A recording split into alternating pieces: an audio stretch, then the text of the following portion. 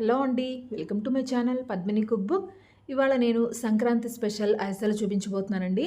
1 KG ration బియ్యంతో ఎవరైనా సరే చాలా ఈజీగా చేసుకునేలాగా కొలతలతో చూపిస్తున్నాను. ఈ వీడియో చూసి ఫస్ట్ టైం అరిసెలు చేసేవాళ్ళు కూడా చాలా పర్ఫెక్ట్గా చేసేయగలరండి. చాలా బాగా వస్తాయి కూడా, టేస్ట్ కూడా చాలా బాగుంటాయి. ఈ అరిసెలు ఎలా తయారు చేసుకోవాలో చూపిస్తాను. దీనికోసం అయితే ఇక్కడ నేను 1 కేజీ దాకా రేషన్ బియ్యం తీసుకున్నానండి. అరిసెల కోసం ఇలా రేషన్ బియ్యాన్నే తీసుకోవాలి. నార్మల్ బియ్యంతో అయితే అంత బాగా రావండి. మీ దగ్గర రేషన్ బియ్యం అందుబాటులో లేకపోతే కనుక కిరాణా షాప్స్లో అమ్ముతారు. ఈ టైంలో రేషన్ బియ్యం 1 కేజీ తీసుకుని ఇలా కొలత ప్రకారంగా చేసుకోండి. 1 కేజీ అంటే మీకు గ్లాస్తో అయితే నేను తీసుకున్న ఈ గ్లాస్తో 7 గ్లాసుల దాకా వచ్చిందండి బియ్యం. 1 గ్లాస్ ఎక్స్ట్రాగా తీసుకున్నాను. ఎందుకంటే కరెక్ట్గా 1 కేజీ తీసుకుంటే మనకి ఒకసారి పిండి సరిపోవచ్చు, సరిపోకపోవచ్చు. కాబట్టి నేను 1 గ్లాస్ ఎక్స్ట్రాగానే తీసుకున్నాను. ఇప్పుడు ఈ రేషన్ బియ్యం మట్టి దుమ్ము కొంచెం ఎక్కువగా ఉంటాయి కాబట్టి బాగా శుభ్రంగా కడుక్కోవాలండి. నలకలేమీ లేకుండా ఇలా బాగా కడుక్కుని ఫుల్గా ఇవి మునిగే వరకు వాటర్ పోసేసుకుని ఒక రోజంతా నానబెట్టుకోవాలి. ఇక్కడ నేను మార్నింగ్ నానబెట్టుకుంటే మళ్ళీ నెక్స్ట్ డే మార్నింగ్ వరకు నానబెట్టుకోవాలండి. నైట్ ఒక్కసారి వాటర్ మార్చుకుంటే సరిపోతుంది. వాటర్ అలాగే వదిలేస్తే కనుక మనకు బియ్యం అనేది వాసన వస్తాయి. కాబట్టి నైట్ ఒక్కసారి వాటర్ మార్చుకుని నెక్స్ట్ డే మార్నింగ్కి ఒక చిల్లులు బుట్ట తీసుకుని అందులోకి బియ్యం మొత్తం కూడా వాటర్ అంతా వంపేసి అలా బియ్యం కొద్దిగా వాటర్ అంతా పోయిన తర్వాత పిండి మిల్లులో ఇలా మెత్తగా పిండిలాగా పట్టించుకోవాలి. ఇక్కడ నేనైతే మిల్లుకే ఇచ్చుకున్నానండి. ఎక్కువ క్వాంటిటీలో చేసుకుంటే కనుక ఇలా మిల్లుకి ఇచ్చేస్తే చక్క మెత్తగా పట్టేసిస్తారు. మిక్సీ జార్లో అయితే చేసుకోలేమండి. కాబట్టి ఇలా మిల్లుకి ఇస్తేనే మనకి ఈజీగా ఉంటుంది. ఇలా తడిపిండి పట్టించుకున్న తర్వాత పిండిని జల్లించుకోవాలి. పిండి మనకి ఎంత మెత్తగా పట్టినా కూడా మిల్లులో మనం ఇంటికి తీసుకొచ్చిన తర్వాత ఇలా 1-2 సార్లు బాగా జల్లించుకుంటే మనకి ఇందులో రవ్వ కానీ నలకలు ఏమీ లేకుండా ఉంటాయి. ఇప్పుడు పిండిని ఇలా ముందుగా ఒక 2 గరిటెల దాకా వేసుకుని పిండిని బాగా జల్లించుకోవాలండి. పిండి మొత్తం ఒకటేసారి కాకుండా ఇలా కొద్ది కొద్దిగా జల్లించుకోవాలి. పిండిని ఇలా ఒకసారి ముందుగా జల్లించిన తర్వాత చేతులతో ఇలా గట్టిగా నొక్కి పెట్టుకోవాలి. ఇందులో ఉన్న తడి కానీ ఆవిరి కానీ ఆరిపోకుండా ఉండాలంటే ఇలా నొక్కి పెట్టుకుంటే మనకి లోపల తడి అనేది ఆరిపోకుండా ఉంటుంది. ఇలా ప్రెస్ చేసుకున్న తర్వాత మళ్ళీ జల్లెడ పెట్టుకుని ఇంకొక 2 నుంచి 3 గరిటెల దాకా మళ్ళీ పిండిని వేసుకుని మళ్ళీ పిండి మొత్తాన్ని కూడా జల్లించుకున్న తర్వాత మళ్ళీ ఇందాక చూపించిన విధంగానే చేత్తో ఇలా నొక్కి పెట్టుకోవాలి. ఇలా పట్టించుకున్న పిండి మొత్తాన్ని కూడా కొద్ది కొద్దిగా వేసుకుంటూ ఇలా జల్లించుకున్న ప్రతిసారి ఇలా చేత్తో పెట్టుకుంటే మనకి లోపల తడి అనేది ఆరిపోకుండా ఉంటుంది. అరిసెలకి పిండి అనేది ఆరిపోకుండా ఉండాలండి. అప్పుడే మనకి అరిసెలు అనేవి బాగా వస్తాయి. చూసారు కదా, కేజీ బియ్యం పిండి ఇలా బేసన్ మొత్తం వచ్చిందండి. అరిసెలు కూడా ఇంతే క్వాంటిటీలో వస్తాయి. మనం పాకం పట్టేలోపు పిండి ఆరిపోకుండా ఉండాలంటే ఇలా మూత పెట్టుకుని పక్కన పెట్టుకోవాలి.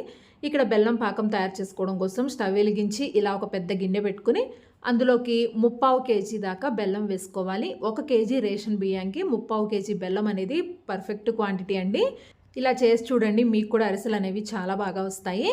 ఇక్కడ అరిసెల కోసం ఉపయోగించే బెల్లం కూడా ఇలా ముదురు రంగులో ఉన్న బెల్లం అయితేనే బాగుంటాయండి. అప్పుడే అరిసెలు అనేవి మంచి కలర్తో అలాగే టేస్ట్ వైజ్గా కూడా చాలా బాగా వస్తాయి. ఇలా ముదురు రంగులో ఉన్న బెల్లం అని అడిగి తీసుకుంటే మనకి వాళ్ళు అరిసెల బెల్లం అన్నా కూడా ఇలాంటి బెల్లాన్ని ఇస్తారు. ఇదే అరిసెలకి చాలా బాగుంటుందండి. ఇప్పుడు ఇందులోకి 1 గ్లాస్ దాకా వాటర్ పోసుకోవాలి. వాటర్ కొద్దిగా తక్కువగానే పోసుకోవాలండి. ముందుగానే వాటర్ ఎక్కువగా పోసేస్తే మీకు పాకం రావడానికి చాలా టైం పడుతుంది. కాబట్టి వాటర్ తక్కువగా పోసుకుంటే మనకు పాకం అనేది తొందరగా వచ్చేస్తుంది.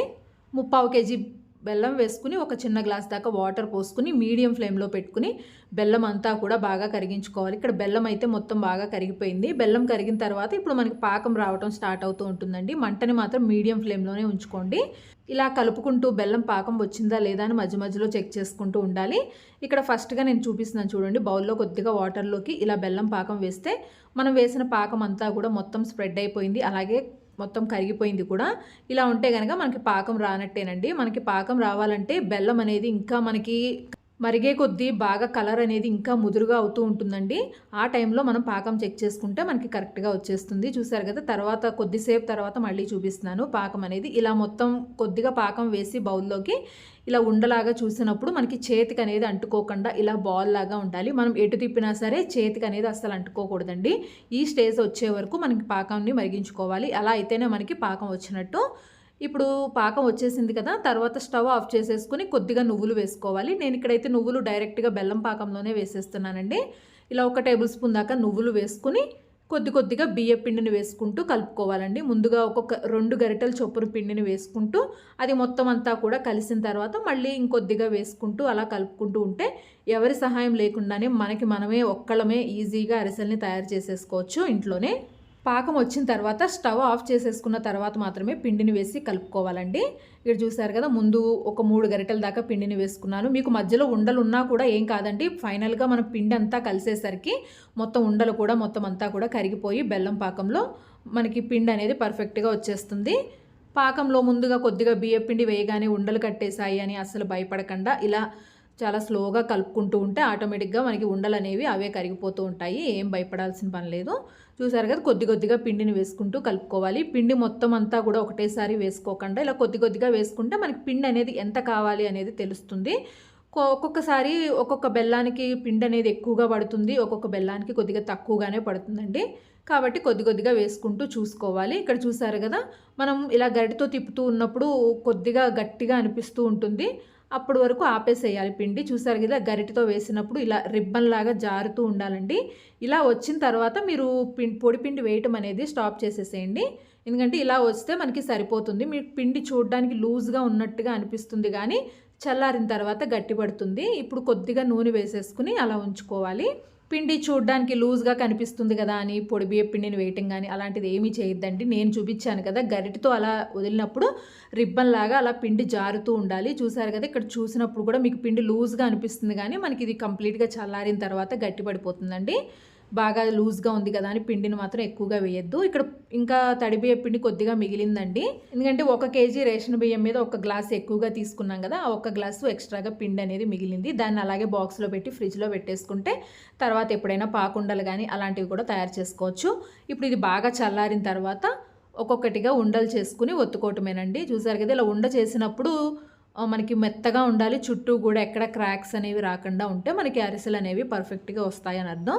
కొద్దిగా పిండిని తీసుకుని ఇలా ఉండలాగా చేసినప్పుడు ఒక్కసారి గట్టిగా ప్రెస్ చేసుకుంటూ మధ్యలో గడ్డలు కానీ అలాంటివి ఏమీ లేకుండా ప్రెస్ చేసుకుంటూ కలుపుకోండి. ఇక్కడ నేనైతే అరిసెలను ఒత్తుకోవడం కోసం ఆయిల్ కవర్ తీసుకున్నాను. ఆయిల్ కవర్ అయితే ఈజీగా ఉంటుందండి. ఆయిల్ కవర్ తీసుకుని దాని మీద ఒక్కొక్క ఉండని పెట్టుకుని అరిసెల్ని ఒత్తుకోవటమే.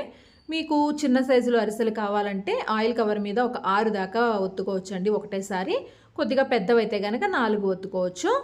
ఇలా 4 పిండి ముద్దల్ని పెట్టుకుని కొద్దిగా చేతికి ఆయిల్ అప్లై చేసుకుని ఇలా మరీ పల్చగా కాకుండా మరీ మందంగా కాకుండా ఇలా మీడియంగా ఒత్తుకోవాలండి. అప్పుడే మనకి బాగా వస్తాయి. బాగా పల్చగా చేశారంటే కనుక అప్పడాల్లాగా గట్టిగా అయిపోతాయి. ఇలా కొద్దిగా మీడియం సైజులో చేసుకుంటే మనకి ఎన్ని రోజులైనా కూడా చక్కగా మెత్తగా చాలా బాగా వస్తాయి. ఇక్కడ ఇలాగే ఒక్కొక్కటిగా ఒత్తుకుంటూ ఆయిల్లో వేసేసుకోవచ్చు. ఇప్పుడు అరిసెల్ని వేయించుకోవడం కోసం ఆయిల్ని మీడియం ఫ్లేమ్లో బాగా కాగించుకోవాలి. మీడియం ఫ్లేమ్లో ఆయిల్ బాగా కాగిన తర్వాత ఇలా ఒక్కొక్క అరిసెని వేసుకోండి. ముందు ఒక అరిసెని వేసి చూపిస్తున్నాను చూడండి. అరిసె వేసిన వెంటనే మనం కదపకూడదండి. దాని అంతటా అదే పైకి వచ్చేసిన తర్వాత అప్పుడు రెండో వైపుకి కూడా తిప్పుకోవాలి. మీడియం ఫ్లేమ్లోనే ఉండాలండి మంట. అరిసె ఆయిల్లో వేసిన వెంటనే ఇలా పైకి వచ్చేసిన తర్వాత ఈ కలర్లోకి వచ్చిన తర్వాత వెంటనే తీసేసుకోవాలి. అది బయటకు తీసిన తర్వాత మనకి కలర్ అనేది సరిపోతుంది. ఇప్పుడు ఇలా చిల్లులు గరిటె ఒకటి, ఇలా అట్లు తిప్పే గరిటె ఒకటి 2 తీసుకుని ఇలా గట్టిగా ప్రెస్ చేసుకుంటే ఇందులో ఉన్న ఆయిల్ అంతా కూడా వచ్చేస్తుంది. ఇప్పుడు చిన్నవైతే కనుక ఆయిల్కి 2 వేసుకోండి, పెద్దదైతే కనుక ఒక్కొక్కటిగా చూసుకుని వేసుకోండి, మరీ ఎక్కువగా వేసేయద్దు. ఇలా రెండో వైపుకి తిప్పుకుంటే చూసారు కదా, అరిసెలు ఎంత బాగా పొంగుతూ చాలా బాగా వచ్చాయి. మంట మనకి మీడియం ఫ్లేమ్లోనే ఉండాలి. ఆయిల్ ఇలా కాగినప్పుడు వేసుకుంటేనే మనకి అరిసెలు అనేవి పొంగుతూ చాలా బాగా వస్తాయండి. మీకు ఆయిల్ కొద్దిగా వేడిగా లేకపోయినా కూడా మధ్యలో హోల్స్ పడడం కానీ విరిగిపోవటం కానీ అలా జరుగుతూ ఉంటాయి. కాబట్టి ఆయిల్ బాగా కాగుతున్నప్పుడే వేసుకోవాలి. ఇలా ఎర్రగా వేగిన తర్వాత చిల్లులు గరిటెలోకి తీసుకుని ఇలా గట్టిగా చుట్టూ ఎడ్జెస్ కూడా ప్రెస్ చేసుకోవాలండి. కొద్దిగా వదిలేసినా కూడా మీకు ఆయిల్గా అయిపోతాయి. అరిసెలు మొత్తం ఆయిల్ని బాగా పీల్చేసుకుంటాయి. ఇలా ప్రెస్ చేసుకుంటే అన్ని అరిసెల్ని కూడా ఇలాగే చేసుకోవాలండి. నేను తీసుకున్న 1 కేజీ రేషన్ బియ్యంకి చాలా అరిసెలు వచ్చాయండి. పెద్ద బేసన్ నిండా అరిసెలు అయితే వచ్చాయి. పెద్ద సైజులో ఉన్నవి అవి కూడా. చిన్నవైతే కనుక ఇంకా ఎక్కువగానే వస్తాయి. చూసారు కదా, అరిసెలు మంచి కలర్తో ఎంత బాగా వచ్చాయో. మనం తీసుకున్న బెల్లం బట్టి కూడా ఉంటుందండి. బెల్లం మంచి బెల్లం తీసుకుంటే కనుక మనకి ఇలా ఎన్ని రోజులైనా కూడా అరిసె మంచి టేస్ట్తో ఉంటుంది. అలాగే మంచి కలర్తో చాలా బాగా వస్తుంది. చూసారు కదా ఎంత మెత్తగా వచ్చాయో. నేను చూపించిన విధంగా ఈ టిప్స్తో మీరు కూడా చేసి చూడండి, పర్ఫెక్ట్గా వస్తాయి. ఎవరైనా సరే ఎవరి సహాయం లేకుండా మీకు మీరుగానే చేసేసుకోవచ్చు. Thanks for watching.